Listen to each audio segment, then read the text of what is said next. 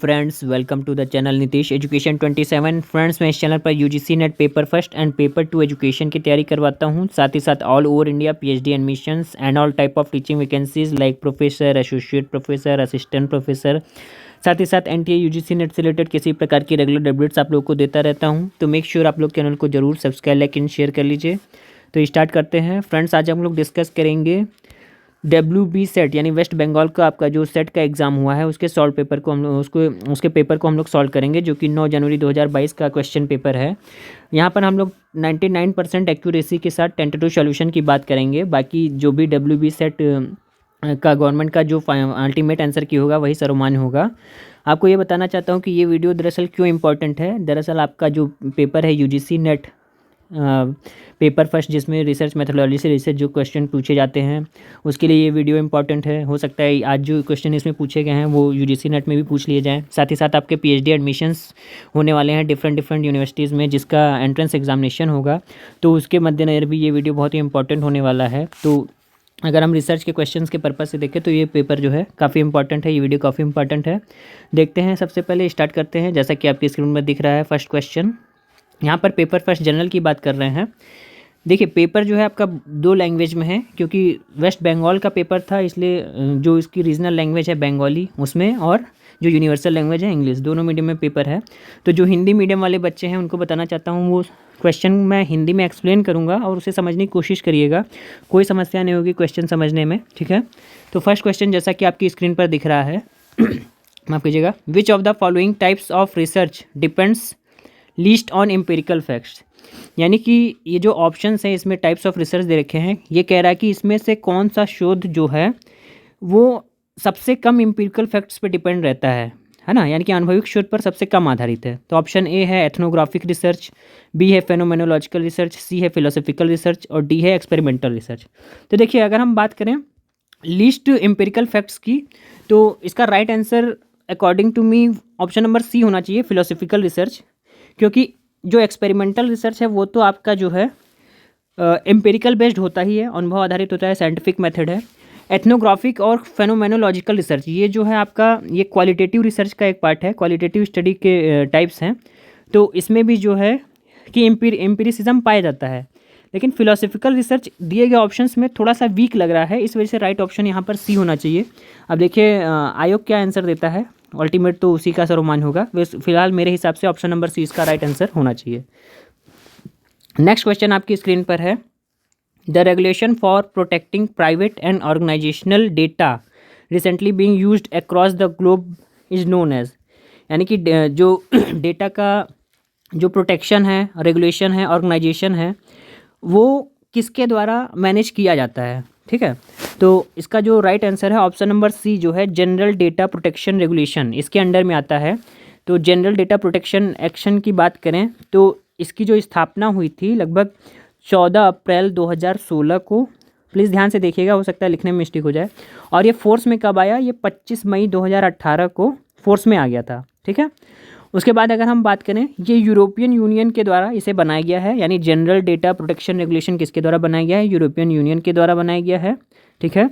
Next question आपकी screen पर है, अ सैम्पलिंग फ्रेम इज़, यानी सैम्पलिंग फ्रेम जो है रिसर्च में क्या होता है।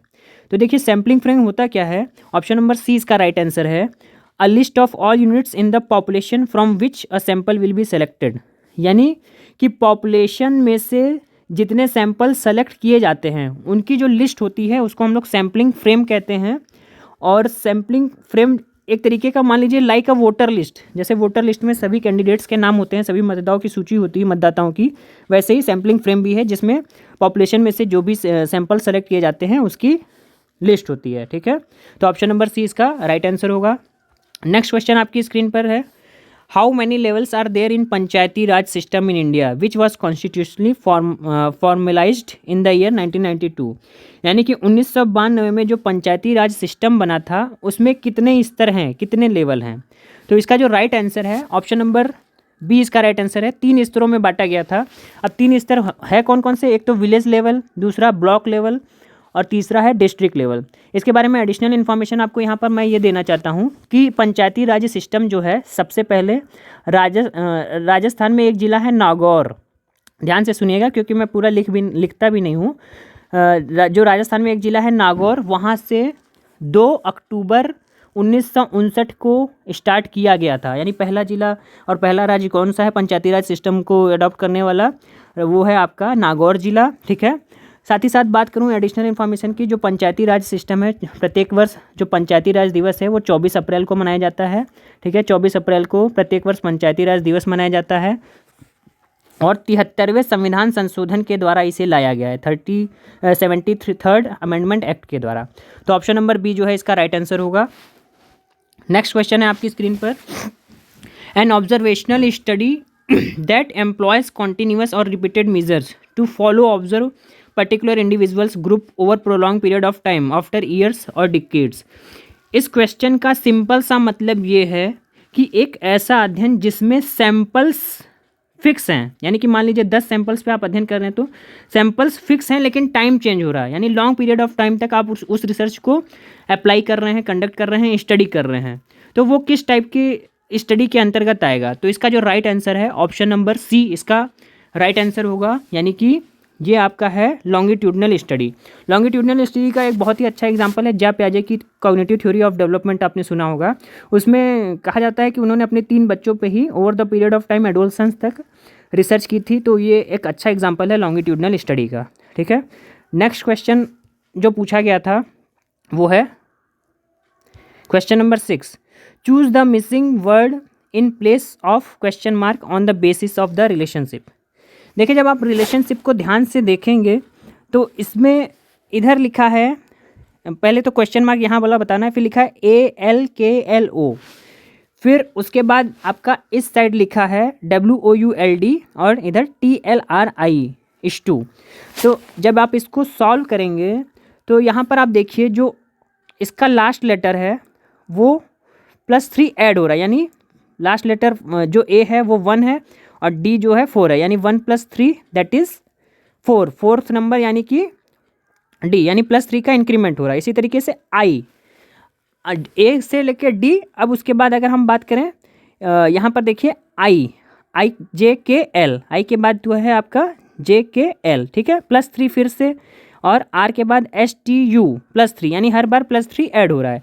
इसी तरीके से जब O को सॉल्व करेंगे तो O +3 यानी 15 + 3 18 दैट इज़ R, यानी OPQR, फिर L के बाद JKL के बाद MN है ना, L के बाद MNO ये O, फिर उसके बाद K के बाद LMN यानी +3 ऐड हो रहा, यानी कि ऑप्शन नंबर A जो है डोनर इसका राइट आंसर होगा। हर बार +3 ऐड हो रहा है हर लेटर में, लास्ट राइट से लेके लेफ्ट सीक्वेंस चल रहा है, ये रखिएगा, राइट से लेके लेफ्ट सीक्वेंस चल रहा है लेटर्स का, और +3 जो है हम लोग ऐड करते जा रहे हैं, तो ये इसमें जो है ट्रिक लगा है। 7th क्वेश्चन आपका पूछा गया था, on completion of 1 year of NAP 2020 in July 2021 the government of India has announced the decision to offer engineering degree education in 5 Indian languages, identify the language in which engineering education will be taught. यानी कह रहा है कि जो राष्ट्रीय शिक्षा नीति है, जो नई शिक्षा नीति 2020 आई थी, उसके 1 साल 2021 में पूरे हो गए, जुलाई 2021 में। तो इस उपलक्ष्य में भारत सरकार ने जो इंजीनियरिंग डिग्री है, यानी कि भारत में जो इंजीनियरिंग डिग्री होती है उसको 5 लैंग्वेज में कराने का फैसला किया कि 5 लैंग्वेज, अब 5 भाषाओं में जब जो है आप इंजीनियरिंग डिग्री कर सकते हैं इंग्लिश के अलावा। तो इसमें ये लिखा है कि उस भाषा को पहचानिए जो कि इसमें सम्मिलित है उन 5 भाषाओं में। तो इसका राइट आंसर जो है ऑप्शन नंबर D जो है इसका राइट आंसर है। ये बंगाली लैंग्वेज ऐड किया गया है। साथ ही साथ 4 और लैंग्वेज की बात करें तो हिंदी, ध्यान से सुनिएगा, हिंदी में भी अब आप इंजीनियरिंग कोर्स कर सकते हैं। सेकंड था तमिल में आप इंजीनियरिंग कोर्स कर सकते हैं। थर्ड है तेलुगु में आप इंजीनियरिंग कोर्स कर सकते हैं, और फोर्थ है आपका मराठी भाषा में भी आप इंजीनियरिंग कोर्स जो है कर सकते हैं, और 5वां लैंग्वेज जो है बंगाली। तो ये एडिशनल इन्फॉर्मेशन थी, आने वाले UGC नेट एग्जाम और PhD एडमिशन के एंट्रेंस एग्जाम में काफ़ी इंपॉर्टेंट क्वेश्चन यहाँ से बन गया है, तो इसको प्लीज़ ध्यान से देखिएगा और अच्छे से समझ लीजिएगा। नेक्स्ट क्वेश्चन जो आपका पूछा गया था नंबर सीरीज से रिलेटेड, जिसमें ये नंबर दिया हुआ है 4, फिर 20, फिर 35, फिर 49, फिर 62, फिर 74। तो कह रहा है कि नेक्स्ट टर्म क्या होगा। तो इसमें जो देखिए अगर हम डिफरेंस देखेंगे 4 से 20 के बीच में 16 का डिफरेंस है, 20 से 35 के बीच में 15 का डिफरेंस है, 35 से 49 के बीच में 14 का, फिर 49 से 62 के बीच में 13 का डिफरेंस है, फिर 62 से 74 के बीच में 12 का। यानी अब नेक्स्ट डिफरेंस कितने का होगा, 11 का होगा। और 74 में जब आप 11 ऐड करेंगे तो ये 85 हो जाएगा। तो इसका जो राइट आंसर है वो आपका होगा 85। ऑप्शन नंबर सी जो है इसका राइट आंसर होगा, 8वें का C right answer 85। Next question जो आपका पूछा गया था, the study of body language, gesture, postures, facial expression and body movements is known as. यानी कि वह अध्ययन जिसमें हम लोग लैंग्वेज का अध्ययन करते हैं, जेस्चर, पोस्चर, फेशियल एक्सप्रेशन का अध्ययन करते हैं और बॉडी मूवमेंट का अध्ययन करते हैं, किस नाम से जाना जाता है। तो इसका जो राइट आंसर है ऑप्शन नंबर डी इसका राइट आंसर है, उसे काइनेसिक्स कहते हैं। क्या कहते हैं, काइनेसिक्स कहते हैं। नेक्स्ट क्वेश्चन आपका पूछा गया था, if the first and seventh letter of the word bureaucratic are interchanged also the second and eighth and so on, then which would be the fifth letter from the left. यहाँ पर ये कह रहा है कि एक शब्द दे रखा था 12 अक्षरों का, जो है ब्यूरोक्रेटिक, है ना। ब्यूरोक्रेटिक जो शब्द दे रखा है 12 अक्षरों का, ब्यूरोक्रेटिक दे रखा है। इसमें कह रहा है कि अगर हम पहले और 7वें लेटर को क्या कर दें, इंटरचेंज कर दें। यानी पहले और 7वें लेटर को जब इंक्रीज करेंगे तो 7वें लेटर पे देखिए सी है और फर्स्ट लेटर पे बी है, तो ये सी बी हो जाएगा। फिर उसके बाद कह रहा कि दूसरे और 8वें को इंटरचेंज कर दें, तो दूसरा है आपका आर, ठीक है। आर जो है माफ़ कीजिएगा, दूसरा जो है यू, तो और 8वां जो है आपका आर, तो आर इधर आ जाएगा दूसरे नंबर पे और यू चला जाएगा आपका जो है यू आपका आ जाएगा 7वें नंबर, माफ़ कीजिएगा 8वें नंबर पे। तो ये इसी तरीके से जब आप सॉल्व करेंगे तो ये फाइनल मैं बता दे रहा हूँ, CRATICBUREAU। जब आप इसको अरेंज करेंगे हर एक लेटर को, यानी कि पहला 7वां, दूसरा 8वां, तीसरा 9वां और चौथा 12वां, इस तरीके 10वां, फिर 5वां 11वां और छठा 12वां, तो इस तरीके से जो है नया लेटर आपको मिलेगा क्रेटिक ब्यूरो।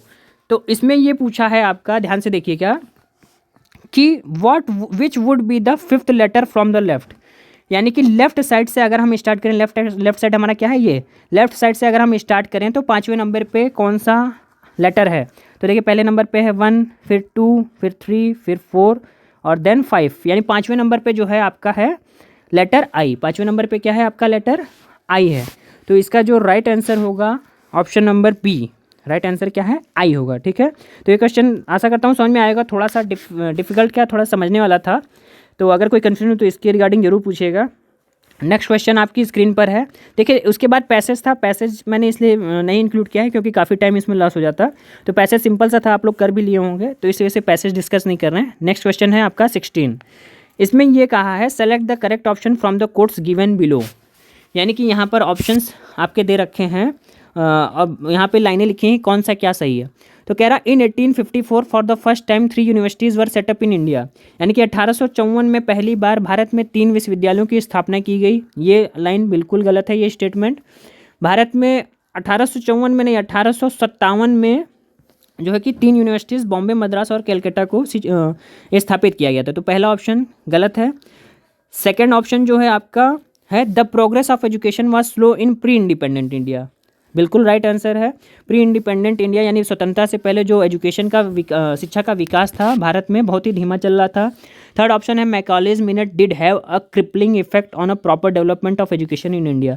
यानी मैकॉले मिनट जो 1835 में इसने बनाया था, अंग्रेजी शिक्षा को नींव रखी थी, इसने भारतीय शिक्षा पर बहुत ही तगड़ा प्रभाव डाला। बिल्कुल सही आंसर है, राइट ऑप्शन नंबर 3 भी बिल्कुल सही है। यानी कि चौथा ऑप्शन है आपका, national college was setup in 1906 for importing knowledge of India's art, literature and philosophy under the principalship of Motilal Ghosh. यानी कि बंगाल में 1906 में नेशनल कॉलेज की जो स्थापना की गई थी, उसका प्रिंसिपल कौन था, यानी किसकी प्रिंसिपलशिप में इसको घोषित किया गया था। तो इसके जो प्रिंसिपलशिप थी अरविंदो के पास थी, अरविंद घोष के पास थी। ठीक है, यहाँ पर मोतीलाल घोष दिया है। तो मेरे हिसाब से जहाँ तक ऑप्शन नंबर 4 भी रॉन्ग ऑप्शन है, केवल ऑप्शन नंबर 2 एंड 3 राइट है, करेक्ट है। ऑप्शन नंबर सी देखिए आयोग क्या आंसर देता है। इसका राइट आंसर फिलहाल तक के लिए ऑप्शन नंबर सी होगा। बाकी आपके भी जो भी विचार हैं तो जरूर शेयर कीजिएगा। नेक्स्ट क्वेश्चन देखिए कितना इजी सा पूछा गया था। How many goals are there in sustainable development goal, यानी कि जो सतत विकास लक्ष्य है उसमें कितने लक्ष्यों को निर्धारित किया गया है। तो ऑप्शन नंबर सी इसका राइट आंसर है, 17 लक्ष्यों को निर्धारित किया है। इसका मैंने वीडियो भी बना रखा है, प्लेलिस्ट में पड़ा हुआ है मेरी टेलीग्राम माफ़ कीजिएगा मेरे यूट्यूब चैनल की प्लेलिस्ट में, तो वहाँ से जाकर आप डिटेल में पढ़ सकते हैं। नेक्स्ट क्वेश्चन आपका पूछा गया था, given below are different steps of teaching process, यानी ये जो शिक्षण प्रक्रिया है उसके चरण दे रखे हैं, आपको सीक्वेंस में करना है कि पहले क्या फिर क्या। तो इसका जो राइट आंसर है पहले तो वो मैं आपको बता दूं, ऑप्शन नंबर सी इसका राइट आंसर है। यानी सबसे पहले हम अपने उद्देश्यों को निर्धारित करते हैं भाई, टीचिंग ऑब्जेक्टिव्स या फॉर्मुलेटिंग ऑब्जेक्टिव्स, उद्देश्य निर्धारित करते हैं। उसके बाद जब क्लास में जाते हैं तो फिर बच्चे का प्रेजेंट नॉलेज चेक करते हैं, यानी कि relating the present knowledge with the previous knowledge, बच्चे के पूर्व ज्ञान को जो है वर्तमान ज्ञान से कनेक्ट करते हैं। फिर उसके बाद अपना प्रेजेंटेशन ऑफ मटेरियल्स, फिर मटेरियल प्रेजेंट करते हैं, जो भी टीचिंग पढ़ाना है, प्लान पढ़ाना है वो पढ़ाते हैं।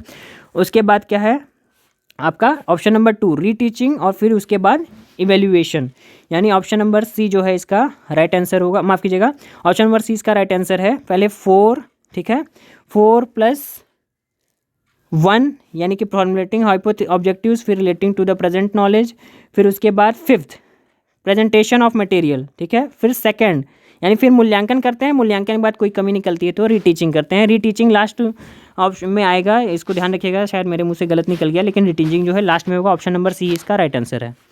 नेक्स्ट क्वेश्चन जो आपका पूछा गया था, the name of the virtual assistant promoted by Apple, यानी कि एप्पल ने एक वर्चुअल असिस्टेंट बनाया है जो क्या काम करता है, which can create reminders, take notes, set alarms among many other task, यानी कि जो आपके डेली टू डेली टास्क हैं, रिमाइंडर्स हैं, उन सब के लिए बनाया गया है। तो उसका क्या नाम रखा है एप्पल ने, तो राइट आंसर है इसका ऑप्शन नंबर बी, सिरी नाम है, SIRI उसका नाम है। नेक्स्ट क्वेश्चन है आपका, what is the next term in the following series, ये सीरीज दे रखी है, इसमें नेक्स्ट टर्म क्या होगा। तो देखो बहुत सिंपल सा क्वेश्चन है, पहले 2 है, 2 का जस्ट हाफ 1, 1 का हाफ 1/2, 1/2 का हाफ 1/4, 1/4 का हाफ 1/8। नेक्स्ट टर्म क्या होगा, तो 1/16 होगा। अब यहाँ पर स्टूडेंट्स कंफ्यूज यहाँ होंगे कि ऑप्शन में 1/16 तो कहीं है नहीं, तो आप ध्यान से देखिए, जो ऑप्शन नंबर बी है 3/48, जब आप इसको मिनिमाइज करेंगे तो 3 एकम 3, 3 एकम 3, 3 छंग 18, 16 3 48, ये 1/16 आंसर आ रहा। तो ऑप्शन नंबर बी जो है इसका राइट आंसर होगा, ठीक है। नेक्स्ट क्वेश्चन जो है आपका है, achievement test are commonly used for the purpose of, यानी कि जो हम लोग अचीवमेंट टेस्ट बनाते हैं उसका क्या उद्देश्य होता है। तो इसका जो उद्देश्य होता है, ऑप्शन नंबर डी इसका राइट आंसर है, assessing the amount of learning after teaching, यानी कि पढ़ाने के बाद बच्चे ने कितना सीखा उसका मूल्यांकन करना ही क्या है, अचीवमेंट टेस्ट का काम है। यानी कि बच्चे का जो यूनिट टेस्ट होता है, ठीक है, सेमेस्टर एंड एग्जाम होते हैं, इस तरीके से अचीवमेंट टेस्ट के बारे में पता करते हैं कि बच्चे ने कितना स्कोर अचीव किया है। क्वेश्चन 23 है, 4 students WXYZ appeared in 4 papers 1, 2, 3 and 4 in a test, their scores out of 100 are given below. यहाँ पर क्वेश्चन ये दिया है कि 4 विद्यार्थी हैं WXYZ, वो 4 पेपर जो है कि इन 4 पेपर्स, 4 पेपर में बैठे, टेस्ट के 4 पेपर में, और उनके स्कोर दे रखा है 100 में से इतने हैं, यानी W के फर्स्ट पेपर में 60 मार्क्स हैं, सेकंड पेपर में 81 मार्क्स हैं, थर्ड पेपर में जो है 45 है, फोर्थ में 55 है, इसी तरीके से XYZ के मार्क्स हैं। आपका क्वेश्चन पूछा है, which candidate has secured between 60 to 65 marks in average. तो इसका जो राइट आंसर देखिए होगा, सबसे पहले तो वो मैं बता देना चाहता हूँ, ऑप्शन नंबर सी इसका राइट आंसर है, W ने जो है कि 60 से 65% के 60 से 65% के बीच औसत मार्क्स पाए हैं। इसका करने का तरीका केवल ये है, करना क्या है, ये चारों मार्क्स को जोड़ के 4 से डिवाइड कर देना है। एवरेज का फार्मूला होता है number of items divide by total number of n, ठीक है। तो ये जब आप 60, 81, 45 को आप ऐड करेंगे तो 4 से डिवाइड करने के बाद 60.25 आएगा, नेक्स्ट आएगा 52, फिर 67.5, फिर आपका आएगा लास्ट वाला 68.5। तो 60.25 जो है 60 से 65 के बीच में लाई कर रहा है, जो कि W के मार्क्स हैं। तो ऑप्शन नंबर सी जो है राइट आंसर इसका होगा, 23 का सी राइट आंसर है, ठीक है। नेक्स्ट क्वेश्चन आपका पूछा गया था, the full form of NKN which is responsible to provide unified high speed network backbone for educational institution in India, यानी कि जो NKN है उसका फुल फॉर्म क्या है, जिसका काम क्या है, भारतीय शिक्षा में हाई स्पीड नेटवर्क, यानी कि जो डिजिटल एजुकेशन है उसको बढ़ावा देने के लिए हाई स्पीड नेटवर्क का यूज़ करता है।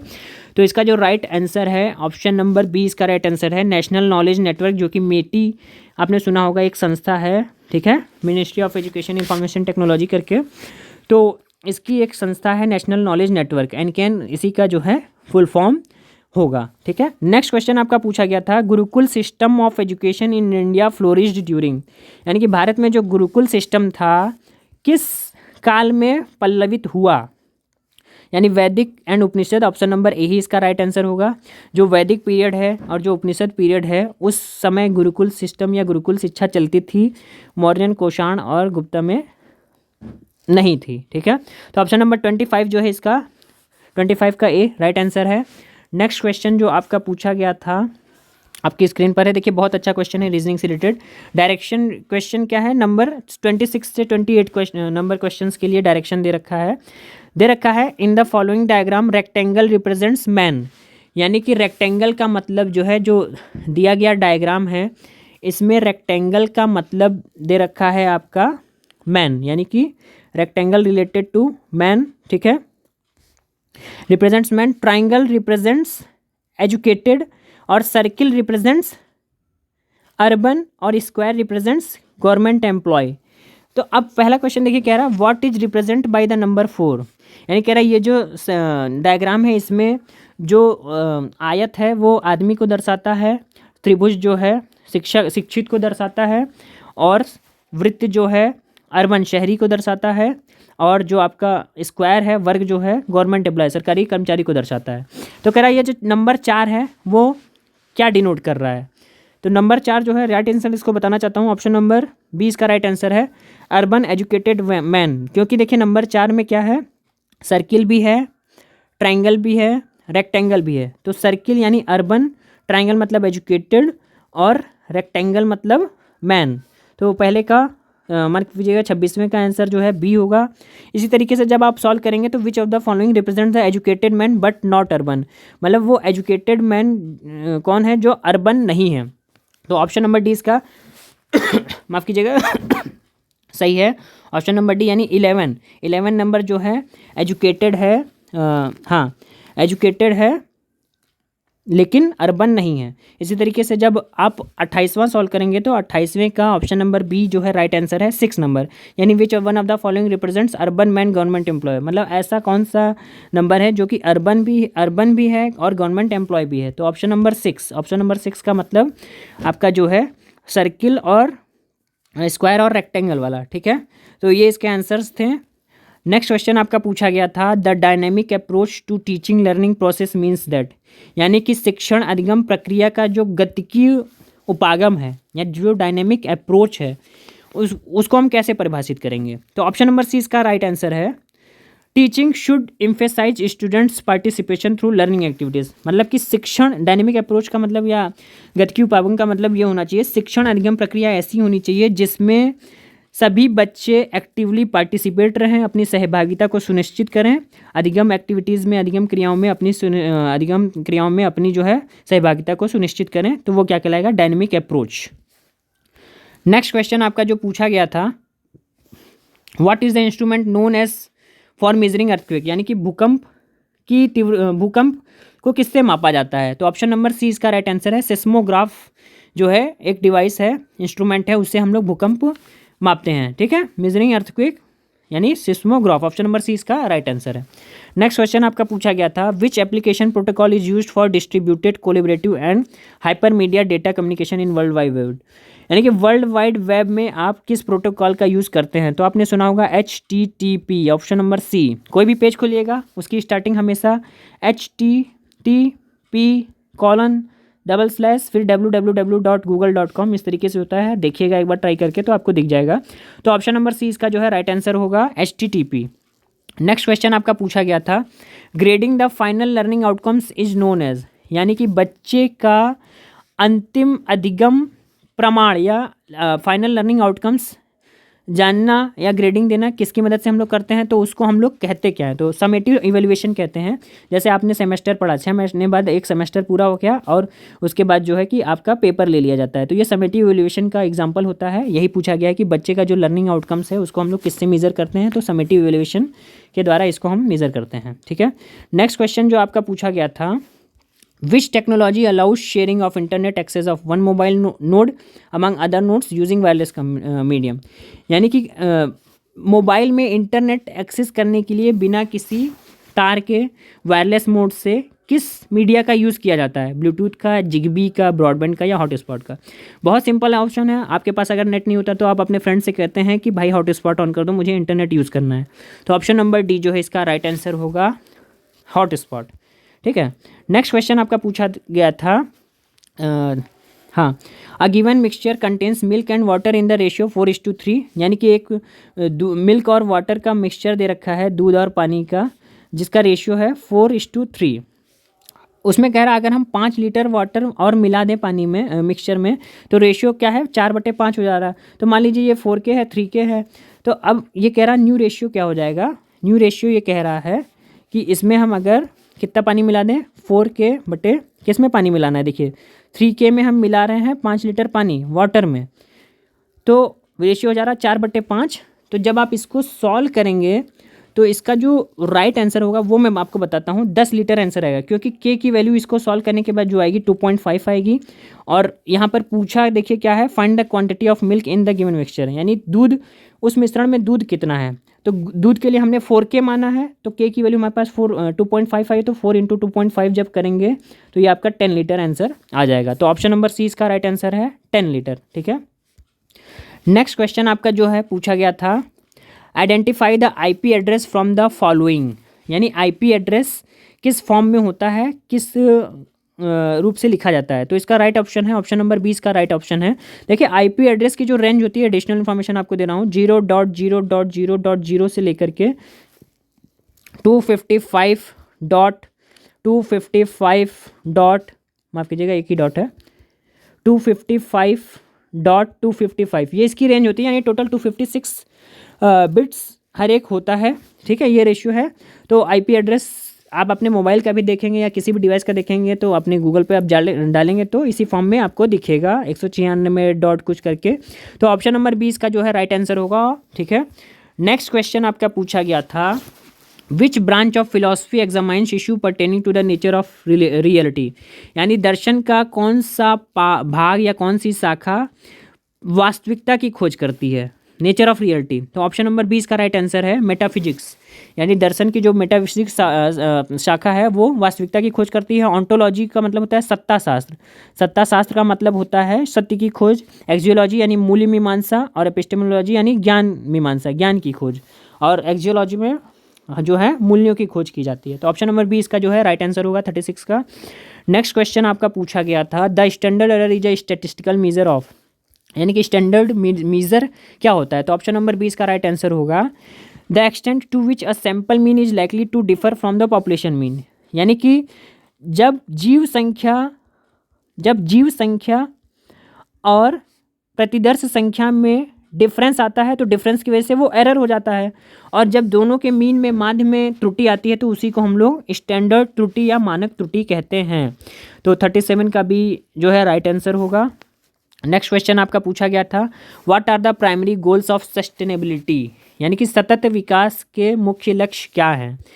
तो देखिए पहला ऑप्शन सही है, पावर्टी, गरीबी खत्म करना, भूख को खत्म करना। ठीक है, सेकंड ऑप्शन भी सही है, शिक्षा, स्वास्थ्य और वाटर क्वालिटी और सैनिटेशन, ये भी है लक्ष्य में। टू अचीव जेंडर इक्वलिटी, ये भी है लक्ष्य में। और फोर्थ ऑप्शन जो है थोड़ा सा मॉडिफाई कर दिया है, लेकिन ये लक्ष्य में है, इकोनॉमिक ग्रोथ भी लक्ष्य में दे रखा है, लेकिन यहाँ पर साथ में while promoting the jobs and stronger economics, यानी कि जाहिर सी बात है जब इकोनॉमिक ग्रोथ होगी तो भाई क्या होगा, जॉब्स और स्ट्रॉन्गर इकोनॉमिक्स जो है स्ट्रॉन्गर होगी किसी भी देश की।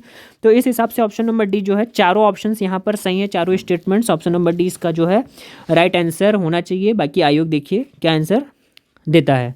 ठीक है, नेक्स्ट क्वेश्चन जो है आपका आपकी स्क्रीन पर पूछा गया है, match the items of list with the items of list two. List one यहाँ दे रखा है, यानी यहाँ पर रिवर डैम यानी कि नदी बांध दे रखे हैं, और किस नदी पर स्थित है, तो शिव समुद्र बांध। तो इसका जो राइट आंसर है, पहले तो वो मैं आपको बता दूं, तो इसका जो राइट आंसर है 39 का आपका बी जो राइट आंसर है, यानी कि जो शिव समुद्र प्रोजेक्ट है वो आपका चल रहा है कावेरी नदी जो कि कर्नाटक में है। उसके बाद B3 यानी कि जो हीराकुंड बांध है वो आपका महानदी उड़ीसा में है, वहाँ पर सिचुएटेड है।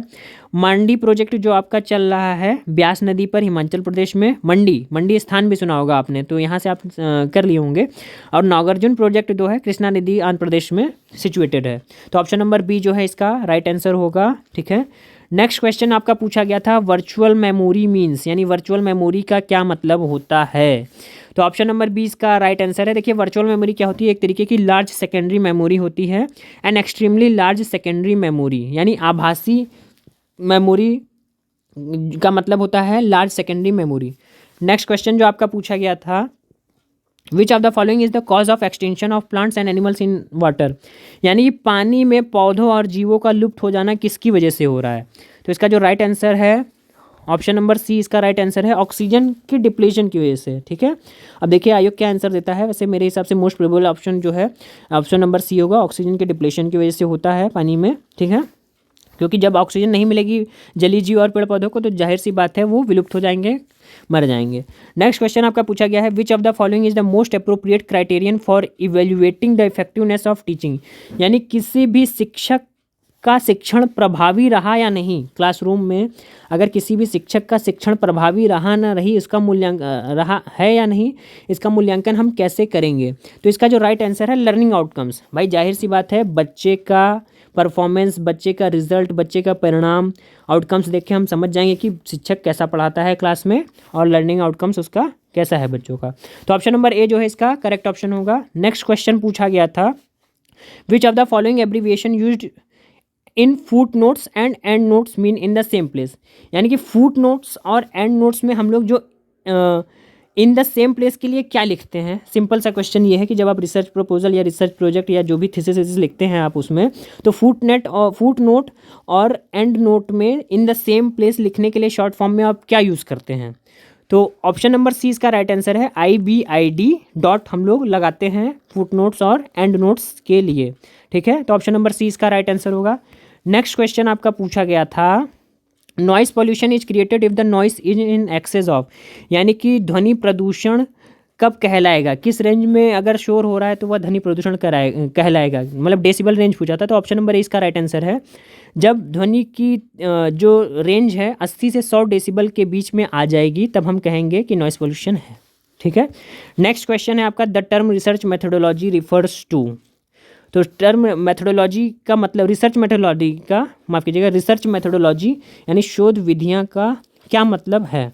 तो ऑप्शन नंबर सी इसका मेरे हिसाब से राइट आंसर होना चाहिए, बाकी आयोग देखिए क्या आंसर देता है, यानी कि the specific method of study and analysis, यानी कि किसी भी टॉपिक, किसी भी प्रोजेक्ट, किसी भी विषय के बारे में अध्ययन करना और उसका विश्लेषण करना, उसका जो स्पेसिफिक मेथड होता है वही रिसर्च मेथोडोलॉजी कहलाता है। ऑप्शन नंबर सी मेरे हिसाब से राइट आंसर होना चाहिए, बाकी देखिए क्या आंसर आता है आयोग की तरफ से। नेक्स्ट है, the term pedagogy refers to, pedagogy का मतलब क्या होता है। तो देखिए पेडागॉगी का मतलब होता है option number A methods of teaching, यानी एक शिक्षक को किस तरीके से क्लास में पढ़ाना चाहिए, क्या TLM यूज़ करने चाहिए, कौन सा मेथड यूज़ करना चाहिए, और इंडिविजुअल डिफरेंसेस का ध्यान कैसे रखना चाहिए, ये सब किस में बताया जाता है, पेडागॉगी में। ठीक है, तो मेथड्स ऑफ टीचिंग का ये पार्ट है, यानी पेडागॉगी का मतलब होता है पढ़ाने का तरीका, मेथड्स ऑफ टीचिंग। तो ऑप्शन नंबर ए इसका राइट आंसर है। नेक्स्ट क्वेश्चन जो आपका 47 से 50 था पूछा गया था आपका डेटा इंटरप्रिटेशन से रिलेटेड, बहुत सिंपल सा था। यहाँ पर देखिए सॉल्व करने नहीं बैठूंगा क्योंकि काफ़ी टाइम इसमें लग जाएगा, तो मैं डायरेक्ट आंसर आपको बताऊंगा कि किसका क्या है। यहाँ पर देखिए केवल दे रखा है एक्सपेंडिचर ऑफ अ कंपनी, यानी कि एक कंपनी है उसके खर्चे दे रखे हैं लाख रुपए में है। ठीक है, पर एनम हर साल का खर्चा है। ठीक है, ये गिवन ईयर है, यानी यहाँ देखिए ईयर्स है, यानी कंपनी का 2014, 15, 16, 17, 18 में ये ईयर्स दे रखे हैं, और आइटम्स ऑफ एक्सपेंडिचर, और कंपनी ने कहाँ कहाँ खर्चा किया। तो जैसे मान लीजिए 2014 में कंपनी ने सैलरी के ऊपर 288 लाख रुपए खर्च किए, फ्यूल एंड ट्रांसपोर्ट पर 98 लाख रुपए खर्च किए, बोनस पर 3 लाख रुपए, इंटरेस्ट ऑन लोन्स पे जो इंटरेस्ट था उस पर 23.4 लाख और टैक्सेस पे 83 लाख। तो ये इसी तरीके से 2015 का डेटा है, 16 का, 17 का, 18 का डेटा है। अब आपसे क्वेश्चन यहाँ पर ये पूछा है पहला कि the ratio between the total expenditure on taxes. अब ध्यान से देखिएगा तभी समझ में आएगा कि जो टैक्सेस के जो टोटल एक्सपेंडिचर हैं on taxes for all the years, यानी कि हर साल जो टैक्स के खर्चे हैं, and the total expenditure on fuel and transport, और जो हर साल फ्यूल एंड ट्रांसपोर्ट का खर्चा है उसका जो रेशियो होगा क्या होगा, यानी ट्रांसपोर्ट अपॉन फ्यूल का रेशियो पूछा था। और इसका जो राइट आंसर होगा ऑप्शन नंबर 20 का राइट आंसर है 10:13 आएगा। जब आप इसको सॉल्व करेंगे तो ये आपका 451 डिवाइड बाई 586 आएगा और 0.7696 यानी कि 10:13 आएगा जब आप उसको मिनिमाइज़ करेंगे। ये दरअसल कैसे है, बस एवरेज का फार्मूला आप याद रखिए, number of years divide by कितने नंबर हैं, 3 2 5 नंबर हैं। तो यानी सब इसको ऐड करके 5 से डिवाइड करेंगे, फिर इसको ऐड करके 5 से डिवाइड करेंगे, फिर जो आंसर आएगा उसको डिवाइड कर देंगे आपस में, तो रेशियो आपका आ जाएगा 10:13। तो ऑप्शन नंबर 20 का राइट आंसर होगा। नेक्स्ट क्वेश्चन इसी से रिलेटेड आपका पूछा गया है। ठीक है। तो यहाँ पर पूछा गया है the total expenditure on all the items in 2014 was approximately what % of the total expenditure in 2018। यानी 2014 में टोटल कितना खर्चा आया था 2018 के मुकाबले में, कितने प्रतिशत ज़्यादा था या कम था, आपको ये बताना है। तो जब आप इसको सॉल्व करेंगे 2014 और 2018 का, यानी 2014 के खर्चों को ऐड करेंगे और 2018 के खर्चों को ऐड करेंगे, और 14 वाले खर्चे को जो कि 495.4 डिवाइड बाई 713.36 आएगा। तो जब आप इसको सॉल्व करके 100 से मल्टीप्लाई करेंगे तो ये 69.44% आपका आंसर आ जाएगा। और राउंड ऑफ ऑप्शन में जो दे रखा है आपका 69% है, तो राउंड ऑफ हम इसको यहाँ पे काउंट करेंगे 69%। तो ऑप्शन नंबर सी इसका राइट आंसर होगा 69%। इसी तरीके से नेक्स्ट क्वेश्चन पूछा गया था the total amount of bonus paid by the company during the period is approximately what % of the total amount of salary paid during the period. यानी अब इस बार पूछा है आपका बोनस से सैलरी के में कितने % का जो है कि मतलब सैलरी के रिस्पेक्ट में बोनस कितने % है। तो जब आप इसको सॉल्व करेंगे तो बोनस आपका 17 आ रहा है टोटल, और सैलरी आपकी 1710 आ रही है। जब 100 से मल्टीप्लाई करेंगे तो ये अप्रॉक्सीमेटली 0.1% आपका आंसर आएगा। तो राइट ऑप्शन है, ऑप्शन नंबर ए इसका जो है राइट आंसर होगा 0.1%। नेक्स्ट एंड लास्ट क्वेश्चन इस पेपर का पूछा गया था what is the average amount of interest per year which is the company has to pay during the period. यानी कि इंटरेस्ट ऑन लोन्स का एवरेज कितना होगा जब सभी सालों का जोड़ देंगे। तो एवरेज में क्या है, सारे साल का ये जोड़ देंगे, तो जब आप जोड़ेंगे तो ये आएगा 183.3, और कितने साल हैं, टोटल 5 साल्स हैं, तो 5 को ऐड करेंगे तो ये आपका आ जाएगा 36.66, जो कि एग्जैक्टली आंसर मैच करेगा। यानी ऑप्शन नंबर डी 85 का राइट आंसर है 36.66 लाख। तो फ्रेंड्स ये हम लोग ने आज डिस्कस किया जो है WB सेट का क्वेश्चन पेपर, जो कि मैंने शुरुआत में ही बता दिया था ये इंपॉर्टेंट क्यों है आने वाले किसी भी रिसर्च से रिलेटेड एग्जाम्स में, PhD एडमिशन्स में, UGC नेट में मोस्ट इंपॉर्टेंट वीडियो था। आशा करता हूँ आपको इन्फॉर्मेशन अच्छी लगी होगी, ये वीडियो अच्छा लगा होगा। अगर किसी भी क्वेश्चन से रिलेटेड कोई कन्फ्यूजन है तो मुझे कमेंट के द्वारा जरूर पूछिएगा। साथ ही साथ आपको बताना चाहता हूँ अगर आप रिसर्च एप्टीट्यूड की तैयारी कर रहे हैं, UGC नेट पेपर फर्स्ट की तैयारी कर रहे हैं, तो प्लेलिस्ट की चैनल की प्लेलिस्ट पर जब आप जाएंगे तो रिसर्च के कई वीडियोस मैंने डाल रखे हैं। यहाँ से आपका लगभग 99% जो है कि कोर्स कंप्लीट हो जाएगा, कवर हो जाएगा। जैसा कि देखिए research meaning and types, steps of research, characteristics है, पॉजिटिविज्म है, पोस्ट पॉजिटिविज्म है, टाइप्स ऑफ रिसर्च है, उसके बाद आपका x post facto, experimental, quantitative, qualitative, historical, variables क्या होते हैं, सैम्पलिंग क्या होती है, हाइपोथेसिस क्या है, रिसर्च एथिक्स क्या है। यानी मोस्ट ऑफ ऑल 90 से 99% आपका सिलेबस यहाँ पर मैं कवर कर देता हूँ। तो एक बार प्लीज़ जरूर चैनल पर विजिट करिए, आपको कंटेंट काफ़ी अच्छे लगे होंगे। आशा करता हूँ ये वीडियो अच्छा लगा होगा, और फर्दर अपडेट्स के लिए जरूर सब्सक्राइब कीजिए चैनल को। आपका दिन शुभ हो, मिलते हैं नेक्स्ट वीडियो में।